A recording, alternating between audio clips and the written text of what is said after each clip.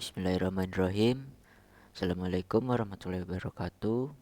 Baik, di sini saya akan melakukan praktikum DNS server dan web server menggunakan software Cisco Packet Tracer. Baik, langkah pertama yang perlu dilakukan yaitu membuat skema dari DNS dan web server itu sendiri. Dan di sini saya sudah membuat skemanya yang terdiri dari 2 PC, 1 laptop, 3 router, dan 2 server. Yang pertama ada DNS server dan yang kedua ada web server. Setelah melakukan tahap pertama yaitu membuat skema dari DNS server dan web server, langkah kedua yaitu melakukan pengisian IP configuration pada masing-masing end device. Yang pertama pada PC 1. Kita masuk ke desktop lalu pilih IP configuration.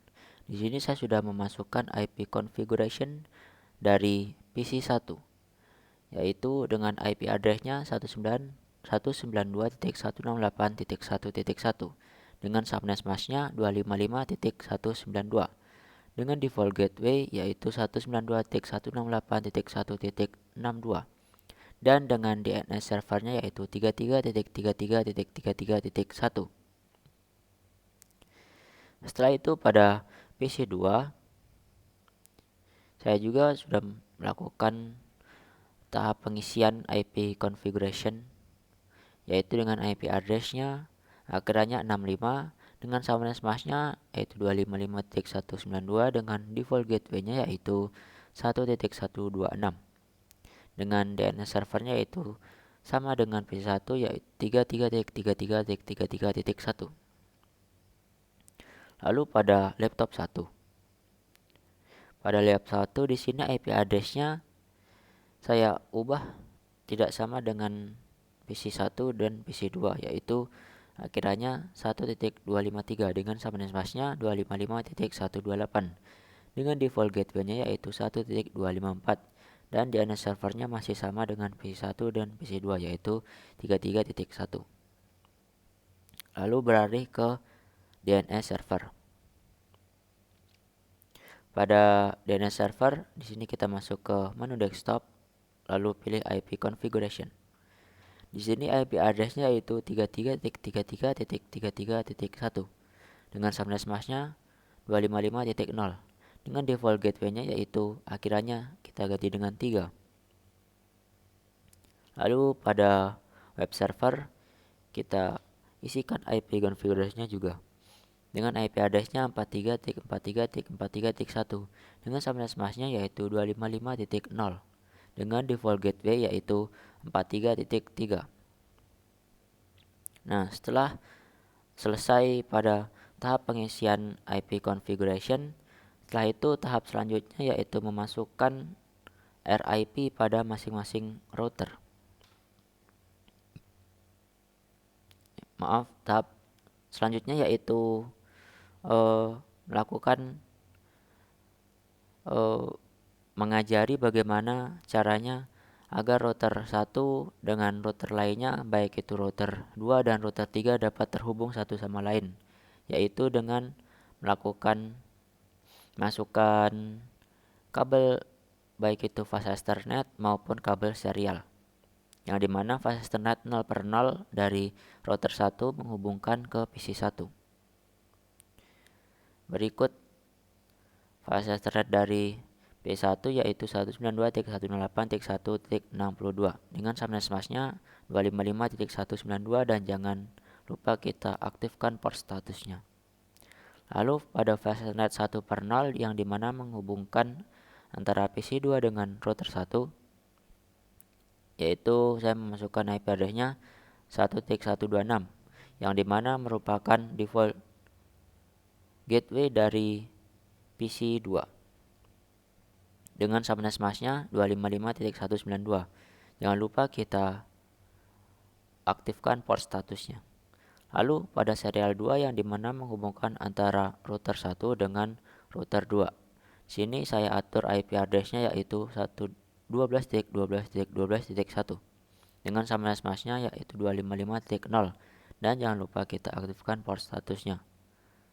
Lalu pada kabel serial 3/0 yang dimana menghubungkan antara router 1 dengan router 3. Di sini saya atur IP address-nya demikian, yaitu 13.13.13.1 dengan sambungan SMS-nya 255.0, dan jangan lupa kita aktifkan port statusnya terlebih dahulu. Begitupun di router 2. Di router 2 kita atur fast rate 0/0 yang dimana menghubungkan antara router 2 dengan laptop 1. Dengan IP address-nya yaitu default gateway dari laptop 1 itu 192.168.1.254 dengan sambungan masnya 255.128. Dengan port statusnya jangan lupa kita aktifkan. Lalu pada kabel serial 2/0 yang dimana menghubungkan antara router 1 dengan router 2 dengan IP address yaitu 12.102.102.2. Akhirnya kita ganti. Kan yang tadi di router 1 akhirnya 1, sedangkan di router 2 kita ganti dengan 2. Dengan sambungan masnya masih sama seperti router 1 yaitu 255.0, dan jangan lupa kita aktifkan port statusnya.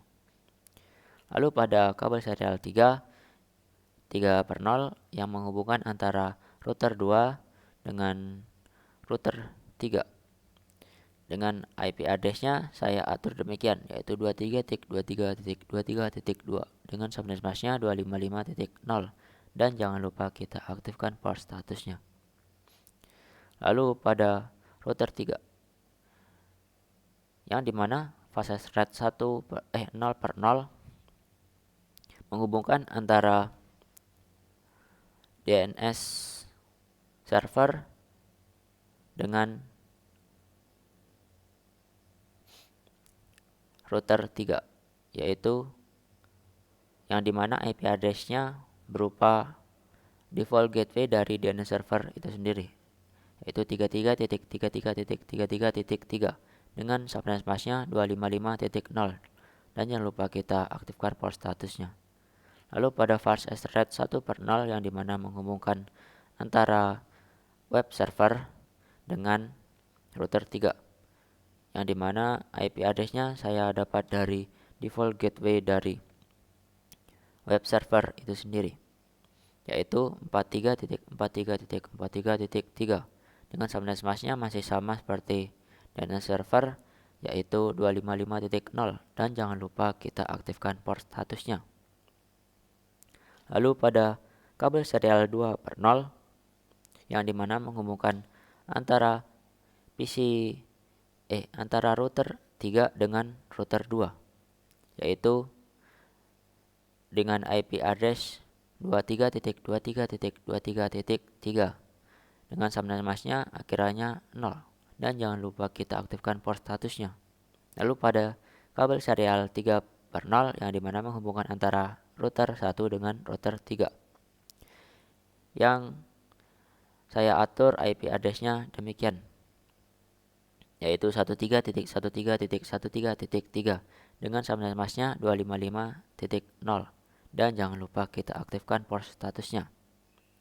Nah, setelah selesai tahapan cara mengajari bagaimana menghubungkan antara router 1 dengan router lainnya, tahapan selanjutnya yaitu memasukkan RIP pada masing-masing router. Yang dimulai dari router pertama, kita masuk ke RIP-nya. Di sini saya sudah memasukkan network address dari yang dimulai dari router 2, router 3, dan menuju ke PC 1 dan PC 2. Dan jangan lupa kita add. Setelah itu, setelah memasukkan RIP-nya, kita masuk ke CLI. Pada bagian CLI, ketikkan no auto /summary. Lalu ketik enter, tekan enter. Lalu ketik version 2. Nah, di sini kita cek dulu pada RIP. Di sini sudah terupgrade ke versi 2. Setelah itu, kita ke setting, lalu tekan save agar pada tahapan uji coba tidak terset ulang. Lalu kita atur RIP di router 2, yaitu demikian. Yang pertama menghubungkan ke router 1, lalu yang kedua menghubungkan ke router 3, dan yang ketiga menghubungkan ke laptop 1. Jangan lupa kita atur CLI-nya seperti pada router pertama, yaitu ketikkan no auto summary, lalu tekan enter, ketikkan version 2, dan jangan lupa kita masuk ke config lagi, kita cek bagian RIP. Apakah sudah terupdate? Di sini sudah terupdate ke version 2. Dan jangan lupa kita save. Lalu pada router 3. Di router 3 di mana di sini sudah saya masukkan RIP-nya yang menghubungkan ke router 1, ke router 2, ke DNS server dan ke web server. Dan jangan lupa kita ke bagian CLI-nya. Lalu ketikkan no auto /summary. Lalu tekan enter, ketikkan lagi version 2 atau version 2. Lalu cek bagian RIP, di sini sudah terupdate ke version 2. Dan jangan lupa kita save agar tidak terulang lagi saat melakukan tahapan uji coba.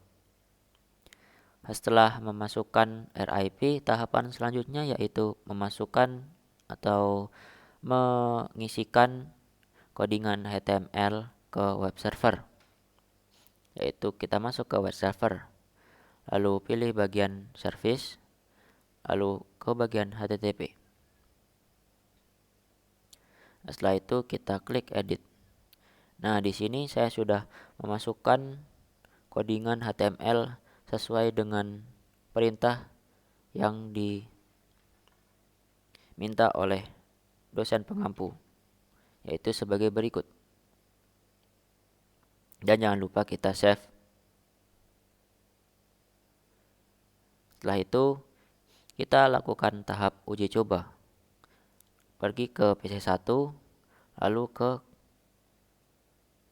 command prompt. Ketikkan ping 43.43.43.1, lalu tekan enter. Di sini lagi memproses data dari web server itu sendiri. Nah, di sini sudah sukses. Lalu kita lakukan pengecekan di web browser. Ketikkan 43.43.43.1, lalu tekan enter. Nah, di sini berhasil menampilkan codingan HTML. Di sini sudah tertera di layarnya bagaimana output dari codingan HTML yang telah kita masukkan di tahapan sebelumnya. Setelah itu untuk mengurangi kelupaan saat memasukkan web servernya atau IP address dari web server, kita pergi ke DNS untuk tidak menyulitkan pengguna dalam mengakses webnya itu sendiri, yaitu kita atur bagian service, lalu ke DNS kita atur domainnya seperti demikian. Kita beri nama jarcom.com, kita pilih type-nya a record, lalu masukkan IP address yang dimiliki oleh web server, yaitu 43.43.43.1. Jangan lupa kita add, lalu tekan save. Nah, kita lakukan tahap uji coba lagi di PC1. Kita ketikkan ping jarcom.com, lalu tekan enter. Kita tunggu sejenak.